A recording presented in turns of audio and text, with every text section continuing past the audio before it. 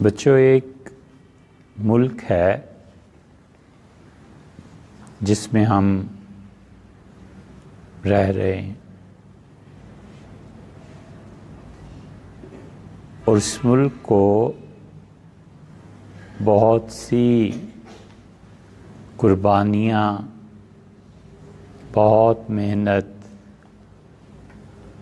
اور بہت جد و جہد کے بعد بنایا گیا۔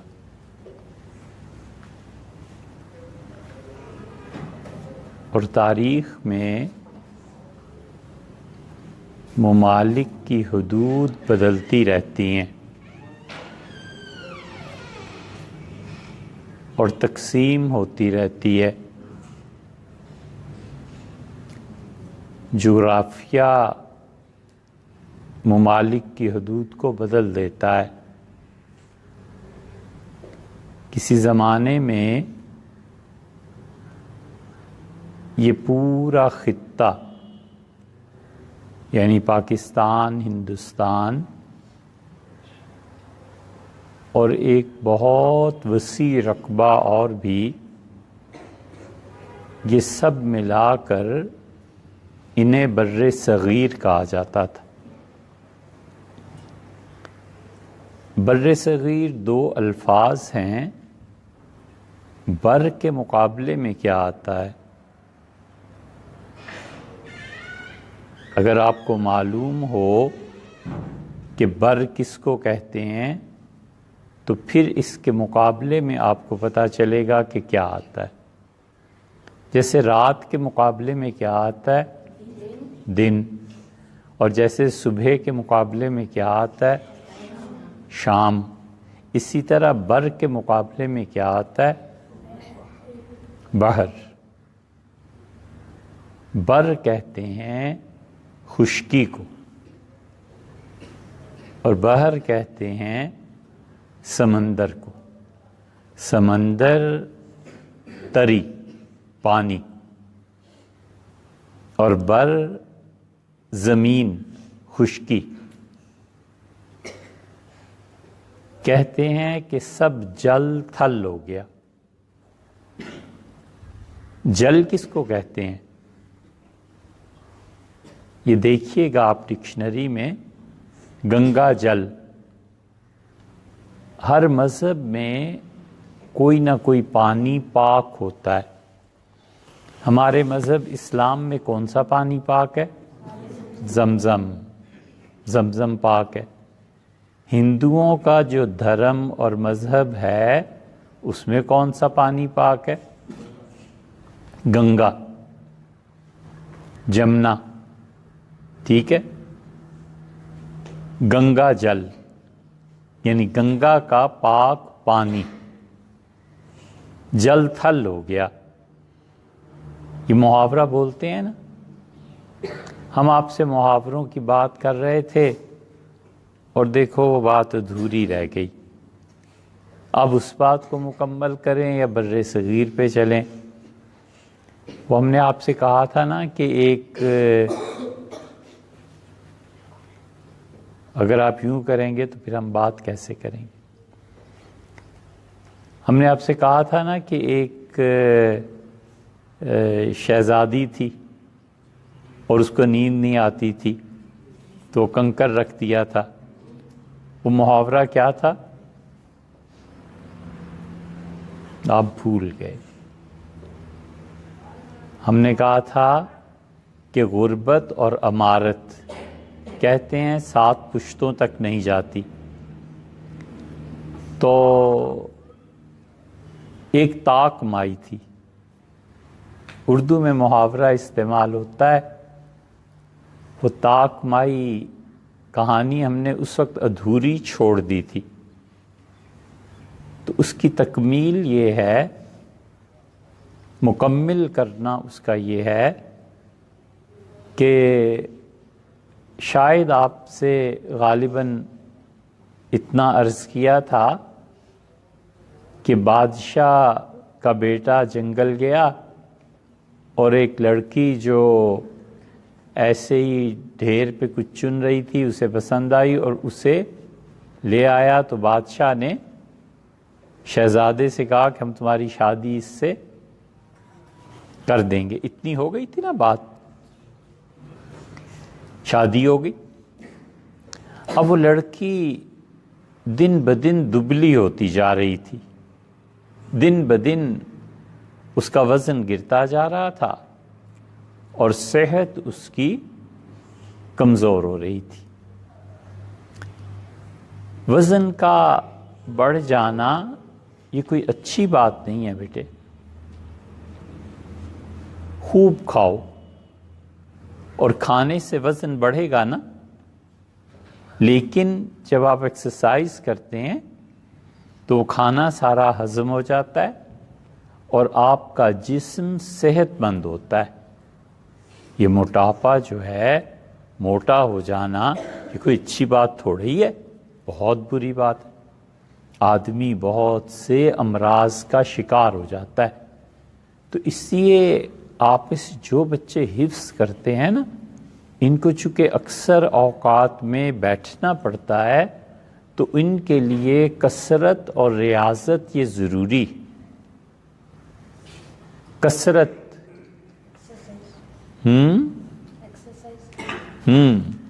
کیسے لکھیں گے کثرت؟ کاف سین، شاباش۔ سا کیسے لکھیں گے بیٹے؟ سا جو لکھیں گے نا سا، تو وہ کثرت بامعنی زیادہ، بہت سی چیزیں۔ اور جب سین سے کثرت لکھیں گے تو اس کثرت کا مطلب ہے توڑنا، یعنی ایکسرسائز کرنا، ورزش کرنا۔ تو سے اس کے معنی الگ بن جائیں گے اور سین سے معنی الگ بن جائیں گے۔ مثلا آپ نے لکھا ثمر، سا ثمر، اس کا کیا مطلب ہوا؟ پھل، نتیجہ، فروٹ۔ اور سین سے ثمر لکھیں تو ضمیر، رات دیر تک باتیں کرنے والا، بڑی بری بات، بڑی بری بات۔ کبھی بھی بیٹے عشاء کی نماز کے بعد کوئی کام نہیں، بس فوراً بستر پہ چلے جائیے، سو جائیے۔ سردیوں کی راتوں میں یہ فائدہ ہوتا ہے کہ جب آپ رات کو جلدی سو جاتے ہیں تو رات کے آخری حصے میں آپ کی آنکھ کھل جاتی ہے، اس وقت اٹھنا چاہیے، اللہ تعالیٰ سے تعلق قائم رہنا چاہیے۔ اس وقت اٹھ کے 2-4 رکعتیں پڑھ لینی چاہیے۔ اس وقت اٹھ کے آپ قرآن یاد کر لیں۔ کبھی کبھی جو بچے فجر سے پہلے بیٹھ کے پڑھ رہے ہوتے ہیں نا، ہمارے ہاں مسجد میں بڑے اچھے بچے ہوتے ہیں، ان کی نیند پوری ہو جاتی ہے، اور گرمیوں میں وہی رات جو طویل تھی دن طویل ہو جاتا ہے۔ تو نتیجہ یہ کہ آپ کو دن کو سونے کا موقع مل جاتا ہے، تو دن کا آرام رات کو اٹھنے میں مدد دیتا ہے۔ تو کثرت جسم کو توڑنا، ریاضت، مجاہدہ کرنا، بھاگنا، دوڑنا، اس سے موٹاپا کم ہو جاتا ہے، چربی پگھل جاتی ہے نا بیٹے، یہ بہت اچھی بات ہے۔ ایک ہے موٹاپا اور ایک ہے صحت مند ہونا۔ صحت مند ہونا تو بہت اچھی بات ہے۔ حضرت رسالت پناہ صلی اللہ علیہ وسلم نے فرمایا، اللہ تعالیٰ اس مومن کو بہت پسند کرتا ہے جو قوی ہو، طاقتور ہو، بنسبت اس کے جو کمزور ہو، لاغر۔ ایک یہ ہے کہ آپ ایسے بیٹھیں، یہ بھی بیٹھنا، ایک آپ کمر صحیح کر کے ایسے بیٹھیں، یہ بیٹھنا اصل ہے۔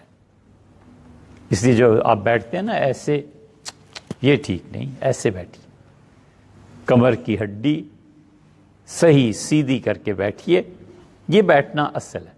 جب آپ ایکسرسائز کرتے رہیں گے نا تو پھر خود بخود آپ کا بیٹھنا ایسے ہی ہو جائے گا۔ جی شاباش، ایسے بیٹھتے ہیں۔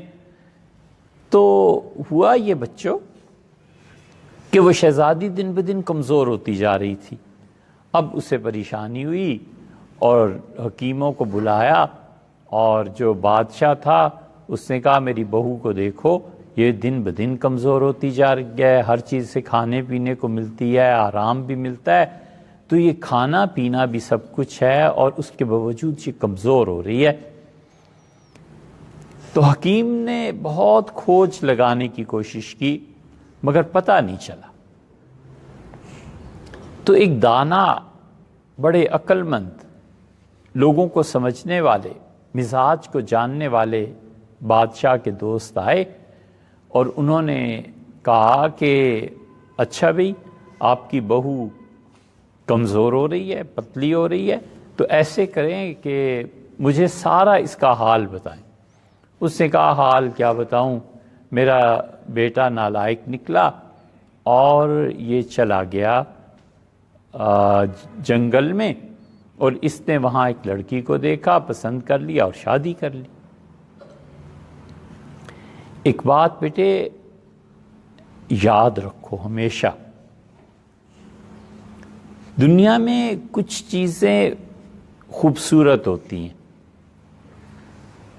ہیں نا، دل کھنچتا ہے اس کی طرف۔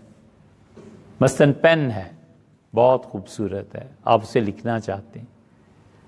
مثلاً آپ نے کسی کو کوٹ پہنے ہوئے دیکھا، آپ کو اچھا لگا، آپ چاہتے ہیں ایسا کوٹ بنا لیں۔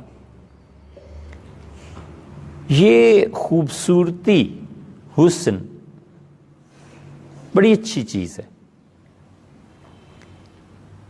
اور یہ انسان کی فطرت میں شامل ہے، جبلت میں شامل ہے۔ یہ جبلت اور فطرت کا جو حسن ہے نا بیٹے، کسی کو محسوس ہونے لگے اور وہ آدمی صورتوں کے چکر میں پھنس جائے، تو یہ انتہائی گری ہوئی چیز ہے۔ جس آدمی کو صورتوں میں اتنی خوبصورتی محسوس ہو کہ اس کا دل اور دماغ اپنے کام سے جاتے رہیں، تو اس کا مطلب ہے نہایت درجہ ذلیل آدمی ہو گیا۔ اور یہ حسن جب اللہ کی یاد دلائے، یہ حسن جب اللہ کی طرف متوجہ کرے، تو یہ حسن معرفت ہے، اللہ کی یاد دلاتا ہے۔ یہ خدا کے قرب کا ذریعہ ہے۔ اس لیے جو بچے جبلی فطری حسن میں آ کے اٹک جاتے ہیں، پھنس جاتے ہیں، وہ ایسے سمجھے جیسے گندی نالی سے پانی پینے لگتے ہیں۔ اوفو، گندی نالی سے کون پانی پیتا ہے؟ گٹر سے پانی پینے لگے، پیاس لگی بھی، اور دوسری طرف صاف چشمہ ہے، اس چشمے کو چھوڑ کے ادھر چلے جاتے ہیں۔ یہ بات حضرت رسالت مآب صلی اللہ علیہ وسلم کو دکھائی گئی تھی جب وہ معراج میں گئے تھے۔ حضرت رسالت پناہ صلی اللہ علیہ وسلم نے دیکھا کہ ایک دسترخوان لگا ہوا ہے، اس حدیث کا مفہوم یہ ہے، اور وہاں لوگ گندا گوشت کھا رہے ہیں، اور ایک طرف اچھا صحیح گوشت ہے اس کو چھوڑ رہے ہیں۔ تو آپ نے جبریل امین سے پوچھا کہ یہ کیا ہے؟ ان کا اللہ کے رسول، یہ وہ لوگ ہیں جو جو جو جو غلط چیزوں کی طرف چل پڑے تھے۔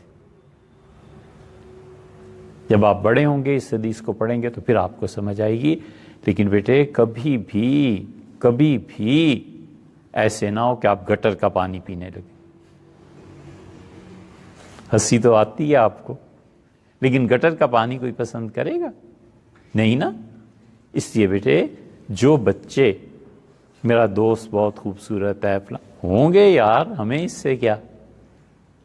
اسی لیے اللہ تعالیٰ نے متعدد چیزوں کا ذکر فرمایا، آپ خود گن لیں۔ اللہ تعالیٰ نے فرمایا کہ انسان بنتا کیسے ہے، پھر فرمایا اللہ نے کہ گوشت کا ٹکڑا ہوتا ہے۔ گوشت کا ٹکڑا اچھا تو نہیں لگتا کہ آدمی گوشت کے ٹکڑے کو اپنے منہ پہ مل لے، کپڑوں پہ، ایسی گندا ہے نا۔ فَخَلَقْنَا الْمُضْغَةَ عِظَامًا، اور پھر اللہ اس میں ہڈیاں ڈال دیتا ہے۔ اب ہڈی جب پڑ گئی گوشت میں تو بھی کوئی آدمی ہڈی والا گوشت ہے کہ جیب میں تھوڑے ہی ڈال لے گا. پھر اللہ تعالیٰ کہتا ہے ثم انشأناہ خلقا آخر. پھر اللہ اسے آخری فائنل ٹچ، آخری ترتیب دیتا ہے. فتبارک اللہ احسن الخالقین، کیا ہی برکت والی ہے وہ ذات جو سب سے اچھی صورت بناتی ہے. بچے کو دیکھ کے بڑی خوشی ہوتی ہے نا، یہ فائنل شیپ ہے، آخری چیز ہے جو آپ کے سامنے آئی ہے. یہ اگر اللہ کو یاد دلائے کہ اللہ نے بنایا ہے، کیا اچھی چیز ہے، بہت زبردست بات ہے. یہ معرفت ہے.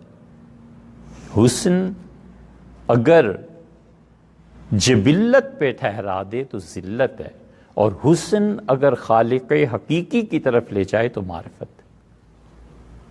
وہ شہزادہ بڑا نالائق تھا، باپ اس کا شادی کرتا کسی شہزادی سے کسی اچھی جگہ پہ نا، اس نالائق نے جا کے دیکھا اور پھنس گیا. تو اس نے کہا کیا بتاؤں میرا بیٹا کیسے نالائق نکلا، اس سے شادی کر لی. اس نے کہا اچھا بھئی اپنی بہو سے ملاؤ. تو اس سے پوچھتا ہوں، تو بادشاہ نے پیغام بھجوایا. اس نے کہا یہ میرے دوست ہیں، بڑے بزرگ ہیں اور بڑے نیک آدمی ہیں، آؤ بھئی تم اس سے ملو. تو انہوں نے کہا بیٹی یہ بتائیے کہ آپ نے زندگی کہاں گزاری. اس لڑکی نے کہا کہ میری ماں مانگتی تھی اور میں بھی مانگتی تھی، تو ہم لوگوں سے مانگ کے اپنا پیٹ بھرا کرتے تھے. کبھی اس کے گھر گئے روٹی مانگ لی، اس کے گھر گئے چاول مانگ لیے، اس کے گھر گئے کچھ اور مانگ لیا. یہ مانگنا کب جائز ہوتا ہے بیٹے؟ جب آدمی مرنے لگے، کبھی نہیں مانگنا. حضور صلی اللہ علیہ وسلم کی دو باتیں ہمیشہ یاد رکھو. رسول اللہ صلی اللہ علیہ وسلم نے فرمایا جو آدمی نہیں مانگے اور صبر کرے، اما بموت عاجل او غنی عاجل، تو یا تو اللہ تعالیٰ جلد ہی اس کا موت کا فیصلہ کر دیتا ہے کہ بس چلو چھٹی، اب آ جاؤ میرے پاس. نہیں مانگتا نا کسی سے اللہ کے علاوہ، تو اللہ اس کا قصہ ہی پورا کر دیتا ہے.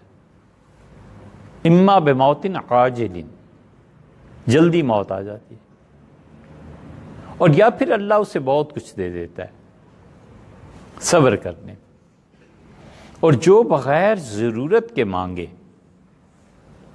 ٹوپی دے دو، پین دینا یار ذرا، کاپی دینا، بھئی کیوں آپ کے پاس ٹوپی نہیں ہے؟ یہ بھی بری. اور اس سے بھی گھٹیا بات، وہ پین ذرا اٹھا دو، میرے جرابیں نیچے رہ گئی. کیوں بھئی آپ اپنا کام خود کیوں نہیں کرتے؟ کوئی بچہ ہے جو اپنا کام خود کرتا ہو؟ کوئی کسی کو کام نہ کہتا ہو، خود کرتا ہو؟ کیوں عزیز آپ کرتے ہیں ایسے؟ کبھی اپنا کام کسی کو نہیں بتانا چاہیے، خود کرنا چاہیے.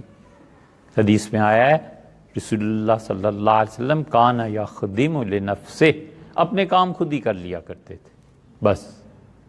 حضور صلی اللہ علیہ وسلم مختلف لوگ ملنے آتے تھے نا، گندے بھی، میلے کپڑوں والے بھی. کوئی گاؤں سے آ رہا ہے تو آپ جب گھر جاتے تھے تو اپنے کپڑوں کو خود دیکھ لیتے تھے کہ کہیں سے کوئی جوں میرے کپڑوں میں تو نہیں آ گئی. جوں جانتے ہو کیا تھے؟ اس پہ ایک محاورہ بھی ہے،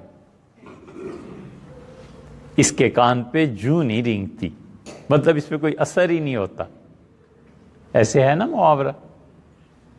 حضور صلی اللہ علیہ وسلم گھر آتے تھے، تشریف لاتے تھے، اپنے کام خود ہی کر لیا کرتے تھے، اپنے کپڑے خود ہی دیکھ لیا کرتے تھے. کہیں کوئی چیز، کوئی ٹانکا لگانا ہے خود ہی لگا لیا، کسی سے کچھ نہیں کہتے تھے، اپنے کام خود. یہ بھی سنت ہے بیٹے، ٹھیک ہے نا؟ ہمیشہ اپنے کام خود کرو. تو رسول اللہ صلی اللہ علیہ وسلم نے کیا بتایا؟ نہ مانگنا ہے کسی سے اور نہ اپنا کام کسی سے کہنا ہے، بس اپنے کام بھی خود ہی کرنا ہے اور مانگنے کا تو سوال ہی نہیں. اور دوسری حدیث، یا اسے موت آ جائے گی یا اسے اللہ اس کے پیسے ویسے دے دے گا. اور دوسری حدیث بیٹے بڑی خطرناک، بہت خطرناک ہے. ہم نے تو جس دن سے پڑھی ہے اس دن سے اسے یاد رکھا ہے. حضرت رسالت پناہ صلی اللہ علیہ وسلم نے فرمایا جو بغیر ضرورت کے مانگتا ہے فتح اللہ علیہ باب الفقر، اللہ اس پہ فاقے کا دروازہ کھول دے گا۔ اب کر لو بیٹے، اللہ جس چیز کا دروازہ کھول دے نا، پھر اللہ ہی بند کرے تو بند کرے، پھر دنیا میں قارون کا خزانہ بھی اسے مل جائے تو اس کا فاقہ پورا نہیں ہوتا۔ اس سے کبھی بھی بغیر ضرورت کے بات نہیں کرتے۔ ضرورت ہوتی ہے اور زندگی میں پیش آتی ہے، بہت سی چیزیں ہوتی، لیکن کبھی مانگنا نہیں ہے ایک، اور کبھی اپنا کام دوسرے سے نہیں کہنا۔ تو اس بچی نے کہا کہ ہم تو ایسے مانگ مانگ کے کھاتے تھے، تو وہ جو بزرگ تھے نا وہ سمجھ گئے، انہوں نے کہا اچھا بس ٹھیک ہے بیٹی۔ تو اس نے آ کے بادشاہ سے کہا کہ میرے دوست، اب آپ کی جو بہو ہے یہ بالکل ٹھیک ہو جائے گی، اور آپ دیکھیں گے یہ ٹھیک اس کی صحت رہے گی اور کھانا پینا بھی ٹھیک ہو جائے گا۔ بادشاہ نے کہا کیسے؟ تو انہوں نے کہا کہ باورچی کو بلاؤ۔ لنگر سے باورچی آ گیا۔ انہوں نے کہا کہ بادشاہ کے محل میں وہ ایک جگہ ہے بارہ دری۔ بارہ دری کا مطلب ہے اس کے 12 دروازے ہیں، ہر دروازے پہ کوئی نہ کوئی چیز رکھ دیا کرو۔ ایک میں چاول رکھ دیے، ایک جگہ روٹی رکھ دی، ایک جگہ سالن رکھ دیا، ایک جگہ پانی رکھ دیا۔ جتنے طاق بنے ہوئے ہیں نا، ان طاقوں میں یہ چیزیں رکھ دیا کرو۔ تو آج رکھو میں آتا ہوں۔ تو وہ انہوں نے طاقوں میں چیزیں رکھ دیں۔ اب انہوں نے اس شہزادی کو بلایا، اس بادشاہ کی بہو کو، اور کہا کہ لیجئے اب آپ کھانا شروع کیجئے۔ تو بیٹی میری اس سے مانگو، اس سے مانگو، اس سے مانگو۔ تو وہاں جاتی تھی وہ لڑکی گئی اور چاول پڑے ہوئے تھے، تو اس نے کہا کہ اس نے آلہ ہوتا ہے نا، اسے طاق بھی کہتے ہیں، آلہ بھی کہتے ہیں، اس نے کہا آلہ دے نوالا۔ مانگتی تھی نا، پھر خود ہی اٹھا کر چاول پلیٹ میں ڈال لیے۔ پھر دوسری جگہ گئی، پھر اس نے کہا کہ آلہ دے نوالا، آلے نے اسے ایک نوالا اور دے دیا۔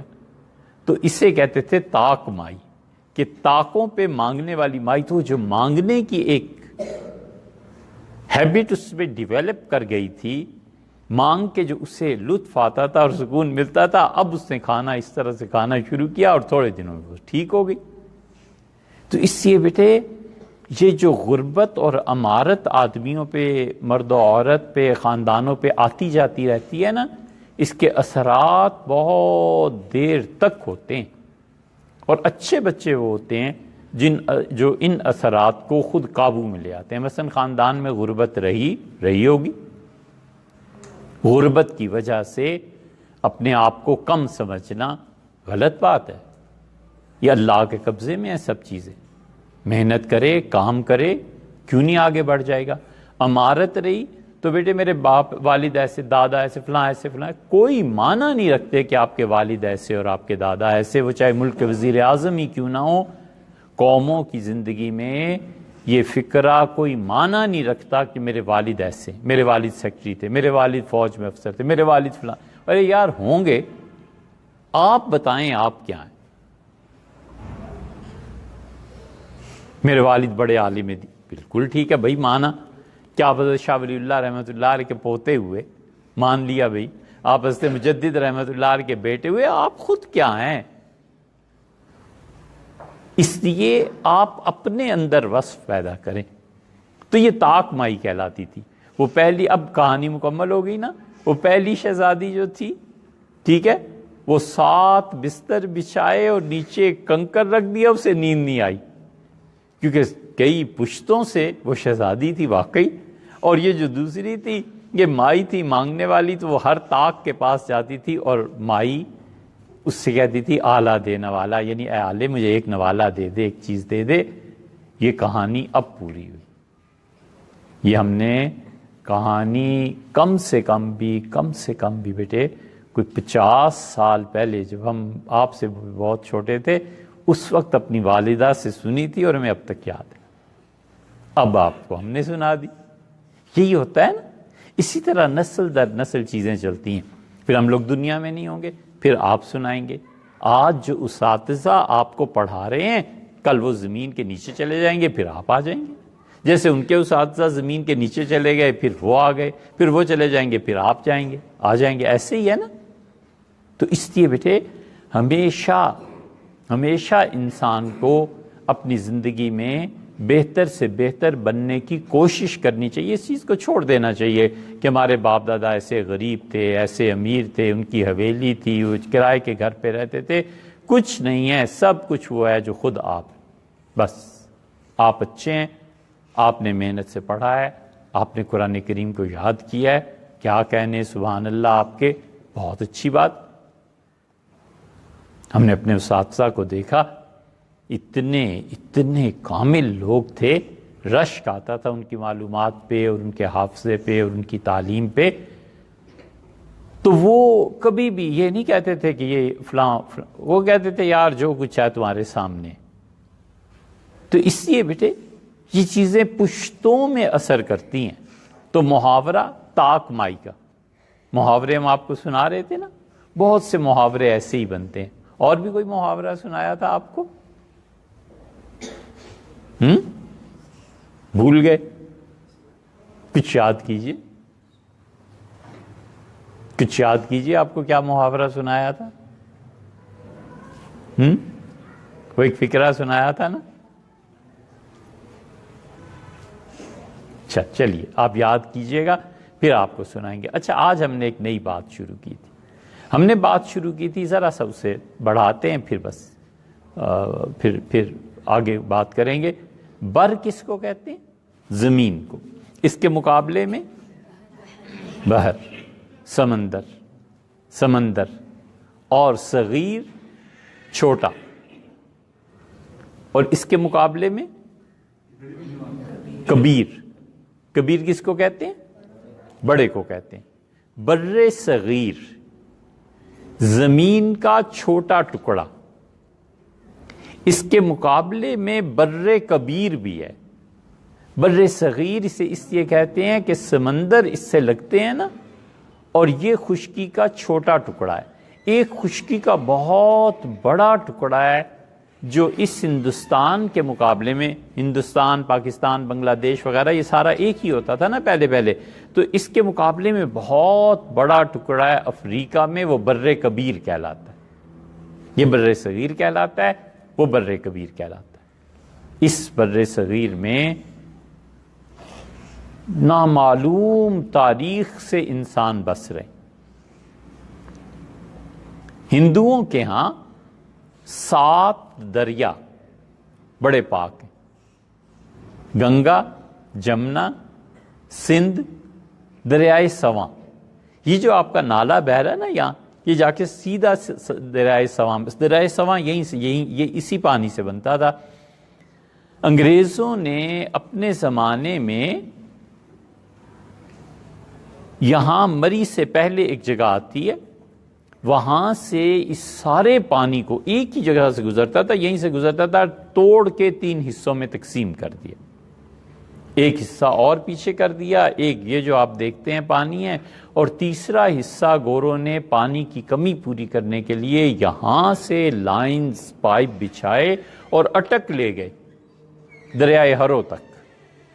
پانی کی سپلائی وہاں بھی ہوتی تھی، یہاں بھی ہوتی تھی، وہاں بھی، اور یہ جتنا پانی ہے یہ جا کر آخر دریائے سواں میں گزرتا تھا۔ دریائے سواں میں جب کھدائیاں ہوئیں تو یہاں تک ہسٹورینز نے، مورخین نے لکھا، انہیں چھوٹے چھوٹے آلات ملے۔ انہوں نے کہا دنیا میں پہلا انسان جو آیا تھا آدم علیہ السلام، ان کی اولاد سب سے پہلے یہیں آئی تھی اور اس دریائے سواں کے پاس ہو رہے تھے۔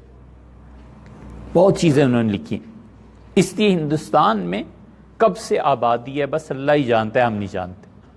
اور اس زمانے میں بھی آبادی تھی جس زمانے میں انسان اور جن ایک دوسرے کے ساتھ رہا کرتے تھے۔ جن بھی انسانوں کی شکل میں آ جاتے تھے نا، دوست ہوا کرتے تھے، ملتے تھے، باتیں کرتے تھے، فرشتے بھی آتے تھے۔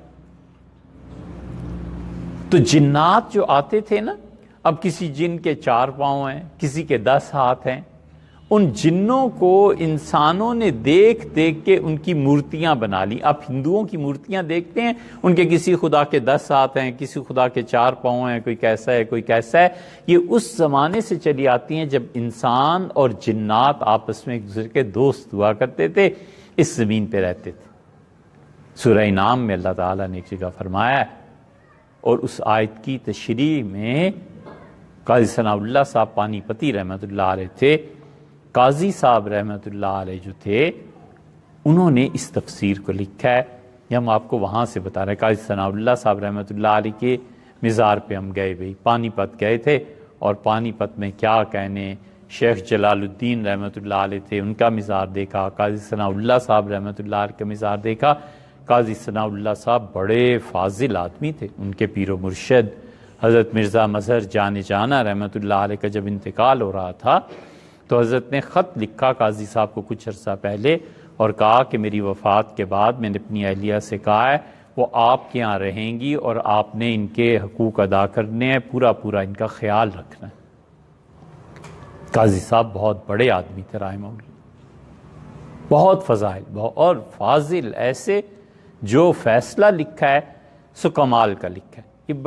یہ نام ہم جان بوجھ کے لیتے ہیں تاکہ جب آپ بڑے ہوں گے نا تو آپ کے کان ان ناموں سے آشنا ہوں، آپ کو پتہ چلے گا کہ بڑوں نے کتنی محنت کی ہے، اور آپ ان کے وارث ہیں، اب آپ کو محنت کرنی ہے۔ 200 سال کے بعد جو لوگ آئیں گے نا، پھر کوئی کہے گا کہ اس زمانے میں عبداللہ نام کا ایک لڑکا تھا، وہ اس طرح پڑھ رہا تھا، پھر کوئی کہے گا عزیز نام کا ایک بچہ تھا، اس نے قرآن پاک ایسے یاد کیا، پھر کوئی لکھے گا کہ حضرت مولانا کامران صاحب رحمۃ اللہ علیہ بہت ہی اچھے بزرگ تھے، یہ تھے وہ تھے۔ اسی طرح ہوتا ہے نا بیٹے، ایسے ہی ہوتا ہے نا۔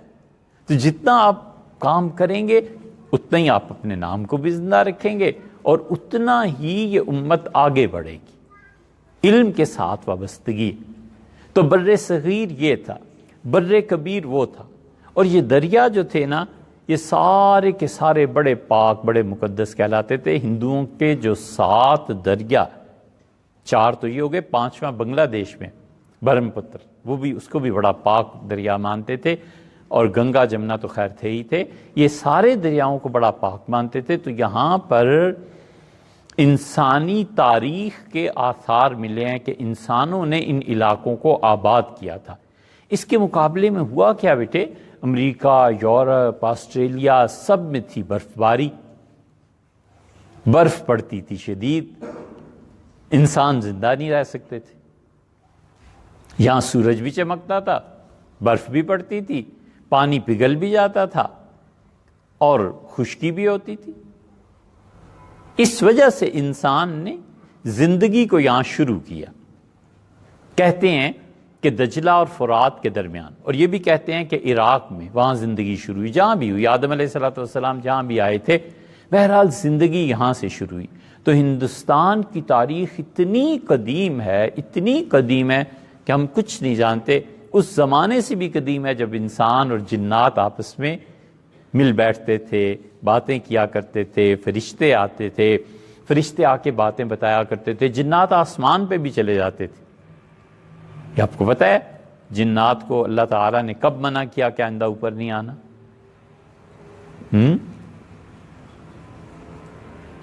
جب رسول اللہ صلی اللہ علیہ وسلم تشریف لائے ہیں اس وقت سے اللہ نے منع کر دیا۔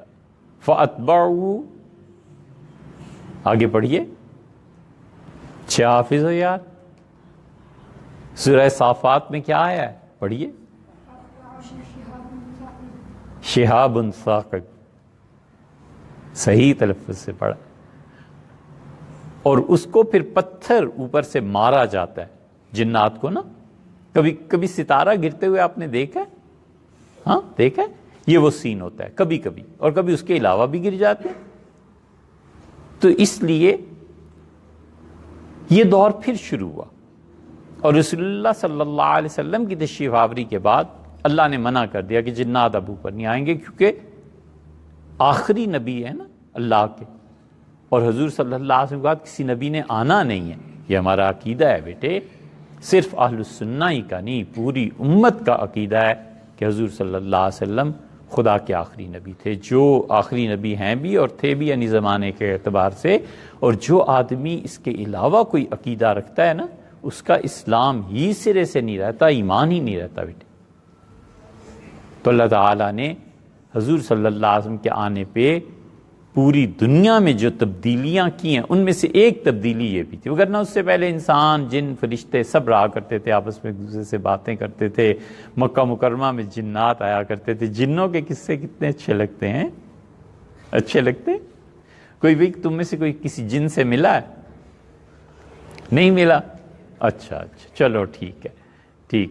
تو وہ جن اس طرح آیا کرتے تھے، ٹھیک ہے؟ تو بر صغیر اور بر کبیر، بر صغیر ہندوستان کہلاتا تھا، پھر انشاءاللہ آئندہ اس کے حالات ہم آپ سے عرض کریں۔